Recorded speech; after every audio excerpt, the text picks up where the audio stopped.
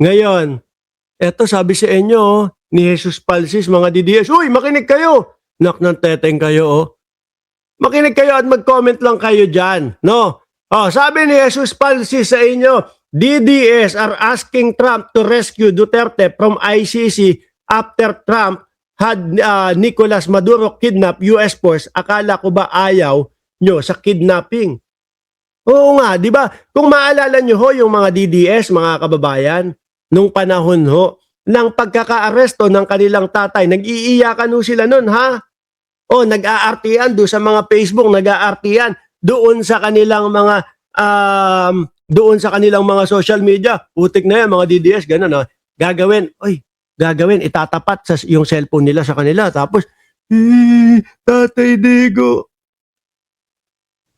iPhone 17 Pro Max, fully paid. Sorry, na-flex na naman mga DDS. Oh, tatapat. Tatay Digong, lagot kayo. Tapos sabi nung putrek na isang DDS, si ano pangalan nun? Si Belica. Naalala niyo si Belica? Susulat ako kay Donald Trump para iligtas si dating Pangulong Duterte. Susulat ako kay Netanyahu para iligtas kay dating Pangulong Duterte. Susulat ako kay meron pa isa si Putin para iligtas si dating Pangulong Duterte. Tapos okay daw sa kanila yung pagkidnap ni Trump kay Maduro. Ano ba talaga mga DDS? Nakakahilo kayong mga putrages kayo. Hindi namin alam kung saan talaga kayo kakampi. Di ba? Oh, kulungan lang ng aso ang project ni PBBM. Uy, wag kayo. No?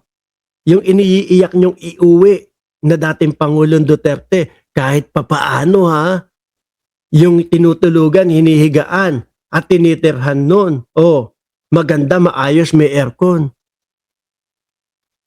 Kayo mga DDS, iyak kayo ng iyak. Tignan nyo nga yung mga... Ayoko na magsalita. No, masakit na. Masakit na para sa mga DDS. Tingnan nyo naman yung lagay ng buhay. Ay, sorry. Ayoko na magsalita. O tuloy, akala ko ba ayaw nyo sa kidnapping? Bakit todo suporta kayo ngayon sa ginawa ni Trump? Tatak, DDS. Walang consistency. Totoo naman ho, mga kababayan. Di ba? Yun nga ho, nagpakalat si Maharlika, si Roque. Uy, ayaw nyo na ayaw nyo na i-comment ulit na hindi ko mabigkas yung letrang R. Wolex, Wamos. Ayaw, Sawa, Duterte. Ayaw nyo na. Bakit? Nasaktan kasi ako. Sakit, uy, aray. Ayaw. Tapos na yon. Grabe naman, Lalabanan ko kayo doon sa Ipo Bang, wala kayong palag. Yan lang yon. Yung mga sinasabi ninyo na, uy, hindi mabigkas ni Mark Ramos yung letrang R. So, ayun pa din. Malayo pa din ang buhay natin.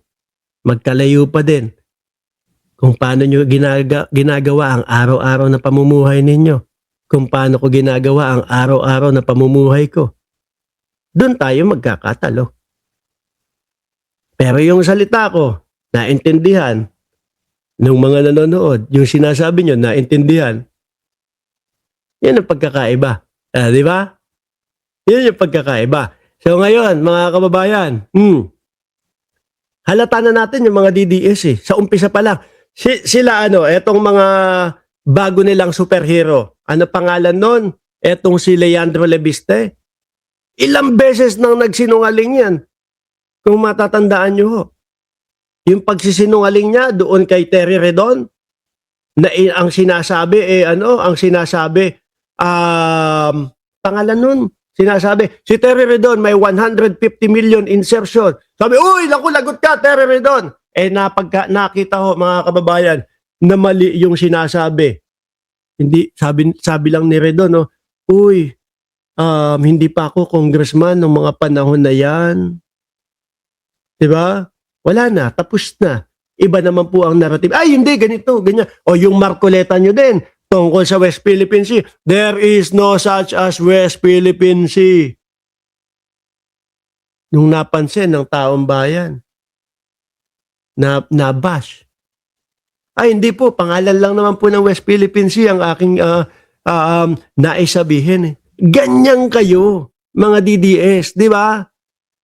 Bopols, mahina ulo.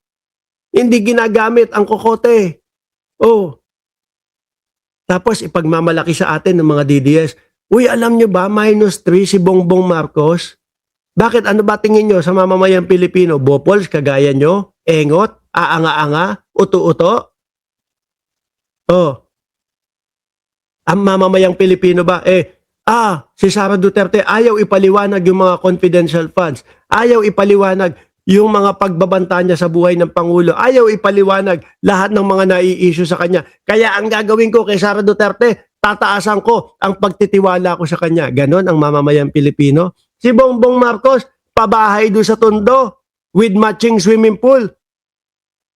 Ito, nagsisimula at siya ang nagsimula doon sa pagsugpo ng korupsyon. Siya ang naglatag nung mga 15 na top contractor. At ngayon po, isa doon sa mga contractor na yun ay nakakulong. Si Sara Diskaya.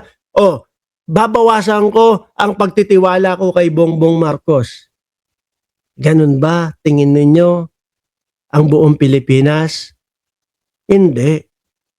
Sorry. Hindi kami bopols. Hindi kami DDS. Gumagamit kami ng utak.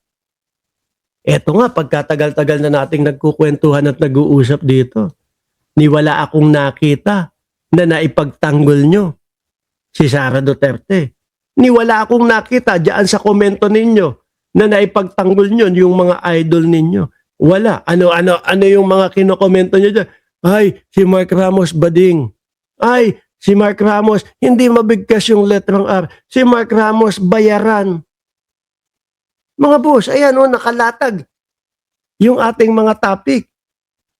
Pero hindi kayo makasabat. Hindi kayo makapagtanggol man lang. Hindi man lang kayo makapagsalita kahit ano. 'Di ba? At kaya namin nasasabi na uto-uto kayo, aanga-anga kayo, bobo kayo dahil nga dyan sa ganyan. 'Di ba? Sabi ni Ma'am Neng Gigi, Mark, next topic na, kumuda kapag ka may jutak na. Ano ba? Napaghalo ko. Walang kwenta ang DDS. Naku po, kung wala pong DDS, puro masasaya lang po ang pagkukwentuhan natin dito. Di ba? Kung wala pong DDS, hindi tayo happy, wala tayong babasagin araw-araw. Ngayon pumunta tayo kay Attorney Claire Castro. Sige, sabi ni Jorge Edralin, sakit na Prof. Mark. Pasensya na, masakit po talaga. Ako po, marespeto akong tao. Marespeto akong tao. Pero kapag kayong bardagulan at inumpisa mong makipagbardagulan sa akin, sabi ko sa iyo, lulubog ka dyan. Ipapamukha ko sa iyo kung ano yung dulot ng kabobohan at kaliitan ng utak mo. Tingnan nyo yung buhay nyo ngayon, mga DDS.